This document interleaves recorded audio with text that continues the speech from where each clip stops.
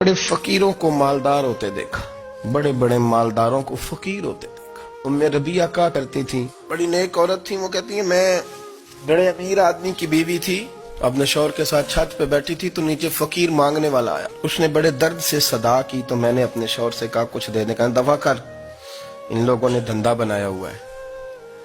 कहती मैं मेके से भी बड़ा माल लेके आई थी, मेरे माँ बाप बड़े अमीर थे तो मैंने ना चोरी अपने खामर से नजर बचा के बाथरूम जाने के बहाने गई और नीचे जाके 5 दिनार मैंने उस फकीर की हथेली पे रखे।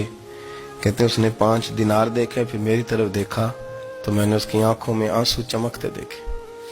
कहने लगे बीबी रब तेरा भला करे, मैं 3 दिनों का भूखा हूं। कि वो चला गया, मैं घर आ गई। जब बाहर आई तो मेरा शौहर कहने लगा अब इतनी तू तेज हो गई है और तू इतनी खुद मुख्तार हो गई है, मेरे बगैर पूछे माल खर्च करेगी, जा तुझे 3 तलाकें। कहती मैं वजादार बाप की बेटी थी, तलाक लेके घर आई तो मेरा बाप टूट गया, चारपाई पे चला गया। ओहो ये क्या बन गया। कहती बड़ी तकलीफ रही। 1-2 साल के बाद मेरे अब्बा ने मेरी शादी कर दी। अब जिस शौहर के पास गई वो बड़ा नेक था, परहेजगार था, अल्लाह ने बेहतरीन सिला दिया। कहती छत पे बैठी थी, दरवाजे पे फकीर आया तो मैंने शौहर से कहा कुछ दे दूं।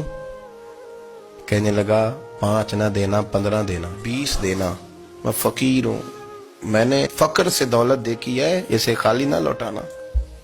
कहती है कि मैं नीचे गई और जब मैंने उसकी तरफ दिनार बढ़ाए तो मेरी चीख निकली, पैसे फेंक के मैं बेहोश होके गिरी। मेरा शौहर ने आके उठाया, अंदर ले गया, पानी मुंह पे छिड़का। कहने लगा तुझे क्या हुआ। कहने लगी ये जो मांगने आया ये मेरा पहला शौहर था।